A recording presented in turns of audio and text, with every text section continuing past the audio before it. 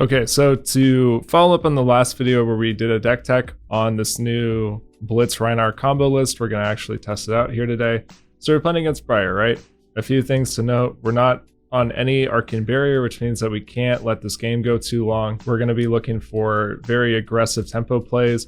We also are going first, which means that while Show No Mercy is kind of good, I think that we're probably going to opt for Boltyn here. Alpha Rampage is okay, and we do need closing power, but I do think Erase Face is pretty powerful into her, so I'm kind of looking to maybe cut one of them potentially, although Alpha Rampage going first is really powerful, so maybe I'm not entirely sold on that just yet. Maybe we could cut a pack hunt, try that out, and we're going to run and see how this goes. So we see here we don't have our ideal turn one play. If we look on the Biar side, not very much blocking equipment, so we can be really proactive here. We're probably just going to look to Arsenal and Send packing. I think I'm going to pitch the Wrecker Romp just to claw. The problem is that lets them filter a card, but I just don't think we can go in the next turn with 2 blues. I think that's a little too rough for us. So on the off chance that we maybe get really punished here, I think we just kind of have to go for this. We somehow are going to push 1 damage. I do think it's worth noting that from the Briar's perspective, right, like they could think that we have an agile windup and that we're going to go wider. So if they just overblock to filter their hand and we just agile wind up, they lose their last card and then we could push damage into them. So, you know, definitely worth considering. They get pretty unlucky on the Ravenous Rabble. We're going to use our Bean Trackers for our Savage Feast most likely. So I think we just have to look for a good blocking opportunity for our Bean Trackers, but I don't think it's on the Ravenous Rabble. So we're gonna let that one go through. They get their embodiment, but that's fine. In Twine Lightning, I think we're cool blocking here, and then we can keep the rest of our hand. The cool thing here is that it's gonna be pretty hard for them to get around the Send packing because we're gonna intimidate 2 cards, which means that, you know, if they block it all into the Savage Feast, then we're in good shape. So we'll go ahead, we'll discard, we'll use our Bean Tracker's action point. And here's where Deep Blue is pretty powerful. We're able to send a Claw, and then we're able to Deep Blue our red and send our Send packing if we want. Looks like they're not ready to give us cards just yet, so I think we're gonna have to go for the Send packing play. Force those last 2 cards from them. So Snatch and Arsenal. We'll see if these are 3 blocks. Although they could reblock the Grasp of the Arcanite. Our hope here is that, yeah, they just don't want to give us those cards because they need them to function for their turn. So they are fusing their Force in Nature. We just prevented a lot of damage taking away that Snatch, right? We'll see. I'm assuming this is going to have Go again. Oh, it's buff power, so they could potentially Snaps, I see. So we're going to go ahead. We're going to block like this. This means that they can Snaps to Rosetta Thorn, but then their Snaps is not worth a whole lot of value. We're getting our Might token, which means our Erase Face is going to come in for 7. Not only does that present lethal at this point in the game, but also the on hit means that fuse effects are not going to work for Biar. We do see that they are on a fuse. Erase Face is pretty relevant here, right? Like, I'm assuming they're on CMH. I'm assuming that they're on, you know, we've already seen Force of Nature. So it's hit now, right? Which is really good for us. My opponent's at 3, so they're not within a reckless territory yet. But we do want to try to get them down there the best that we can. Although we may actually just have lethal here. If we block like this, our Pulping's going to come in for 7, which means that they may just be dead. Although, nope, we discarded the Sand Sketch, which is a little rough, right? But they still have to give us multiple cards here. And now they're dead to Reckless Swing, so we could just block out for the rest of the game if we wanted until we found it. Cashin's not a bad answer here, although I'm pretty sure we just have lethal. We have a 3 block here. We could probably just give Scowling. Let's just give Scowling. It stops their coats, means they can't snap for any value. It means that we get to Alpha Rampage, discarding our Wild Ride, which probably should be lethal here. Oh, they have an Oasis. That's pretty good. Although it means they have to pitch, so I think they may still be dead. We'll see. If this is from hand, looks like it is. Yeah, they're just dead afterwards. All right, so we're playing against Defy, which also means once again we're not really probably gonna showcase too much of the combo potential of the deck unless if we get pretty lucky. Looks like I'm going first, but it's gonna be kind of similar to last game. I think we're just gonna cut some of this stuff. Maybe we could leave Show No Mercy in, although no, I think we're just gonna run the same thing twice in a row. Hopefully we can get maybe a 3rd game. And then I can show off a more patient setup, unless if we get lucky. We do just get lucky, which is pretty sick, right? So we're gonna go ahead, we're gonna use the ability. So we're gonna have an agility token. We also have a Savage Feast. So I feel like my opponent may just get completely blown out if they can't draw some crazy stuff. And we're just going to go ahead, we're going to pass, and we're going to arsenal our Blood Rush. Hope that we don't draw a blue non-attack. All right, so we're good to go. We're going to pop off. My opponent also apparently is going to pop off as well, so it's going to be a quick one for sure. We're blocking with all of our stuff this turn. I'm going to block with Scowling probably as soon as possible. They're banishing Assault the Wound, although we may want to time this to shut off Mask Momentum, so we probably let the first one... I say we at least stop this Chain Link. We should at least stop the Chain Link for Mask.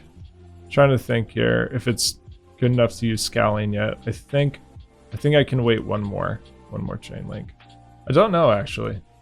It's a little tough. There's probably a better way to block here. I'm not gonna lie. We're gonna hope to turn off... Huh, okay, so the Kodachi hit, which does mean we may have to give one other card here. But I think we're fine with the blind draw. We're fine with the blind draw. I think my opponent... I don't know what their hand is, right? If it's an arsenal target, then they're probably fine letting this go through. I think we could get barraging here. They're gonna be able to block the Savage Feast. So I think we can just prevent 3 and the card draw, because the card draw is probably worth like 4 here. So we're getting pretty good value out of that card. Now, here's the deal.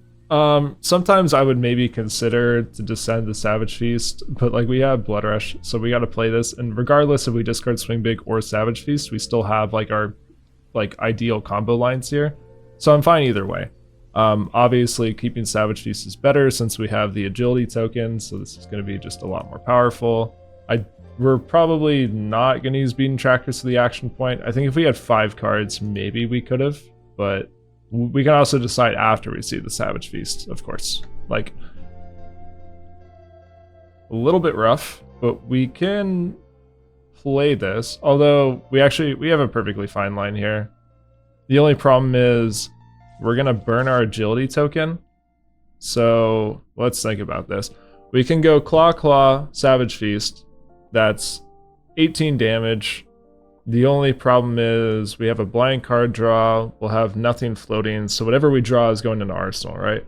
We could play our Smashback and go Savage Feast and then draw a new card. The problem is that doesn't leave us with much room for the rest of our combo line. So I think we're gonna go with probably, I think the safest one here. Which is just going to be 2 claws plus Savage Feast, hope that we draw a decent arsenal target. Obviously we don't want to hit a blue, but sometimes it's just going to happen. You know, part of the thing with this Rhinar list is your blues are all kind of utility cards, so the hope is that your blues are, you know, somewhat helpful. We're not going to gain an action point here, there's no point. We get blue barraging, which is a blue, but like I said, you know, these are good utility cards, so this can help us just probably push lethal against the Fi, although the Fi just went down to 2, so they're dead to Reckless if we draw it. Looks like we have another Blood Rush hand, so we got kind of lucky here, so we're probably just not blocking our opponent. There's not too many lines that can take us down from 17, and we still have some blocking potential, right? Like specifically with Bonebreaker, we can give one of our 3 blocks here. It's not super crucial. So let's go ahead, we'll take this one, and then we'll probably block with Bonebreaker on the next card. Assuming that it comes in for 4, which hopefully it does, so we don't lose too much value. Nice, so we get exactly what we want. We'll block for 4, we'll make our Might token. We stop the effect. Now from here, with 2 cards plus Flame, I don't really know. There's a whole lot of lines that get our opponent there. I guess if they're gonna get a card draw, things are different. They could double snaps into like Salt. Like Salt would be pretty bad here, not gonna lie. And it's maybe possible that we're just gonna have to block out a little bit more. It would be pretty nice to just not have to care about this. I think we're just going to let my opponent draw the card and just hope that it's not 2 finishers at the same time with Snap. So that is fine. We do not care. We'll take this 2 and just hope that the last card is not Lava Burst. It is Lava Burst. That sucks. That's so bad. It is what it is. So we're going to go ahead. We're going to block 3. And then we're just going to send our Erase Face for 7. But we're no longer in a good spot, right? That was a little bit unfortunate. We're going to play our barraging beat down here. Well, no, we're not, because that doesn't work. Just kidding. Pretty rough. Obviously, if we had perfect info of what that hand was going to be, you know, we could have blocked the flame that was giving the mass draw. We would have only prevented 1 extra point of damage though, because it looks like they just drew the blue rising resentment. So obviously, if we could have gone to 1, we would have taken that. It was a bit unfortunate that it was exact lethal. Something like Scabs obviously would have been better here, but there's no way for us to know that that was going to be the case. My opponent goes down to 1, which means that they take the erase face on hit, which is pretty good. Although we may just accidentally be dead because we drew 2 wild rides. So, yikes. But I'm assuming our turn is probably going to be kind of good if they're not able to do anything that's draconic, right? Uprising doesn't do anything here. I don't know if my opponent knows that or not. So I think we're doing okay here. We'll take this one. We'll probably have to take the other one. This is kind of rough for us, not going to lie. Yeah, we just have to take these. Obviously, if these 2 were blocking cards, we would have been in a much better spot. I don't think my opponent knew that that's how that works with the erase face. So we may be here a minute while they figure that out. All right, we'll see what the last card is. Salt for 4, which is rough, but it means we're not dead. Now the problem is any blue here is going to rip 2 cards from us, and it basically means that the only way that we're going to be able to win here, well, we can't deep blue, which is pretty sweet, right? So this is where deep blue is really powerful. Although if we hit a beast within, which is possible, if we hit a beast within, we're really screwed, which is pretty bad, right? So let's hope we don't hit our beast within, or else we lose the game. All right, we got lucky. We don't intimidate though, which kind of sucks, but we maybe get to rip some cards here. We're really hoping to rip a blue, because if we rip a blue from them, then it means that we get to save 2 cards for the Kodachis. Oh, 3 block here is so good for them. I was also hoping they weren't just going to have a 3 block. If we got that intimidate, maybe we take away their 3 block and they have to give us 3 cards, right? Assuming that this one is not a 3 block. So I was really hoping that we maybe would have got a little bit more lucky there, but you know, we didn't hit Beast Within, so I'm going to count my blessings, because if we had Beast Within, the game would be over. So that was a risk, right? But a little bit unfortunate that we're only going to rip 2 cards. But we have all blocking cards, which is pretty good. And it looks like they may not have a blue here. If they don't have a blue, we're still in good shape. The longer this game goes on, the more of a chance we have to win, because we do have 2 Reckless Swings in the deck. We did pitch 1, so we're not getting that one back. But we are getting kind of close, right? So, but it looks like they have the ability to Kodachi us out here, which sucks. Would really love to just have 1 more block available and just require them to give us 2 cards. But we'll go ahead, we'll at least demand 1 card from them. Although it's probably not going to be too hard for them to close the game out here. We just gotta draw the Reckless, right? Which is a really good out for this deck, right? The fact you have 2 in the deck, if we didn't draw that one early, then we would have, you know, 2 left in first cycle, and like it would actually be pretty reliable here that my opponent just, you know, is dead when we draw it. So very powerful closing power. Your opponent traditionally in slower games, or games where you're going to go to second cycle, you know, they essentially start with 4 less life, right? Like you have the ability to kill them when they go to 4, which is pretty powerful for the deck to do because of Intimidate. Like you can't really block too efficiently, but you know, when you don't block out well enough, then you're just going to die to Reckless, which is what we're doing right now. We're just trying to stall the game out to kill them with Reckless. It's not here yet, so if my opponent can push over, we lose the game. Which, you know, is fine. I am surprised we've lived this long. We had some decent outs. I think the wild ride missing was tough, but also just having the 2 wild rides in the hand was also pretty unfortunate. I probably would have just blocked out more that turn if we had the ability to. My opponent does ditch Rabble though, so it's possible they could just break and just draw blues here. But I think even with 2 blues, they still have us, right? Because they present 2 chain links. We have to give 2 cards here. So I think we're just dead. All right, so here we're against Boltyn. We kind of want better blocking equipment because we're going to have to probably give cards that don't turn on his charge effect. So having better blocking armor is pretty important. Smashing Performance could be used against Spirit of Irina, but I don't even know if they play that card. I don't know if a race face matters too much in a Boltyn. I could be wrong, so we'll use this as a learning opportunity. If it seems like a race face would be really good, then we can consider to bring it, but I think I'm just going to try the stock 40 and see how that feels. Pulping's a little dangerous just because they can run Soul Shield. If it's like a 2-card play, it's okay, but if we were going to like bank on, for instance, a Blood Rush Bellow hand that plays Pulping first, they could shut down our entire turn. Looks like my opponent is just going to Arsenal and pass back to us, so we're just going to go ahead. I think we're just going to play our Wild Ride. We could roll Scabs to the Savage Feast. I just don't think that's necessary. And I think what we're going to do here is we're going to just... Oh, and they're also on Fade for Scene. Okay, so very good. We didn't bring Pulping. We're just going to play our Smashback Alehorn. We're going to bank our Agility token, and we're just going to Arsenal our Savage Feast. Here we have a kind of okay hand. The main problem is that we don't really have a super good pitch card for Blood Rush. Like, we do have our Agile windup, so I think maybe this hand is just playable as is. This is just going to get go again, so we'll let this go through. We probably could bank on this. The only thing that we maybe could consider... Interesting that they're snapping this when they have the card and soul already. Maybe they're starved on cards and soul? Oh, okay. It's because they want to use their soul for Lumina. So Raiden's for 4 here. The question is, are we supposed to flashback block here? I don't exactly know what this other card is. So I'm not entirely sure, right? The only card I'm thinking about is maybe like Courageous Steel Hand, but I think anything else it would have just played to go around the flashback. So I'm not entirely sure. I do kind of want to block with the barraging though. The barraging is just really kind of meh.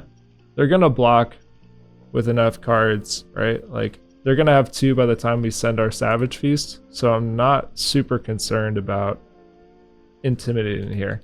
They're gonna be blocking out our turn anyway, so this is tough. These 2 basically are gonna equal 5, right? Plus, you know, denying them soul. We're gonna lose 1 point of value on the Bone Breaker, but I think this is probably a good time to cash these in. We stopped 2 Lumina hits, which is pretty okay. And we're just going to have to play the Blood Rush Bellow. We have a Savage Feast and we have an Agility token, so it's not terrible. But I definitely think this turn could be better, right? The nice thing here is that with Deep Blue, we can fix our resources, so we're probably going to be able to get full max value out of our cards here. If they block here, this is really good. We can just drop the Show No Mercy instead of our Claws. So this is going to be worth 11 points of value versus 10 with the Claws here. So we'll go ahead, we'll bottom this, and this is why we really like Deep Blue in this deck. So we're coming in for 11. Pretty good. But both of us are kind of out of armor. So we'll see what my opponent can come back with here. Take Flight's pretty good. We're going to let this one go through. They have Beacon, which needs to get another... They're going to have another Lumina, I think. Although, they don't have a card in Soul. So, I think they're just going to have to... Interesting. Because, yeah, I think they'll just have to Arsenal it, I'm assuming. Oh, they have Steel Hand, but that still doesn't charge their card to Soul. The cool thing here is that with Massacre plus Alpha Rampage, this is going to triple intimidate our opponent, and this comes in for 10. So if the Arsenal is the Lumina, which I think we know that it is, my opponent goes down to 1 here. Although my opponent's still starved on Soul, so it doesn't really work. A little bit awkward, because if we discard our Smash Instinct, it's a lot worse than the Massacre. So maybe I should have blocked with it, just in case. I should have known what their hand was going to be. But that was a fast one. But the nice thing about at least that game is we get to see a little bit more of the setup planning with the Blood Rush, even though it was a relatively very fast game. But you can kind of see, right, where there's a little bit of sculpting that you kind of want with the Blood Rush. We just kind of got locked into it a little bit early because we had the Savage Feast in Arsenal. It just kind of made everything a little bit more tricky to play. Because we couldn't filter stuff out, right? Like, because if we pitch to clear it and then we either put Blood Rush or Swing Big in Arsenal, that would require us to randomly discard, which could go really poor on our end. So we kind of got locked into it, but knowing the outs is also a really big part of the Blood Rush turns, right? Is just kind of knowing how your deck functions, like what you need for it to cooperate. So all that kind of stuff. But you know, we got 3 games in for this video, so hopefully this is enough to get you rolling and playing the deck for yourself. Until next time, thank you for watching.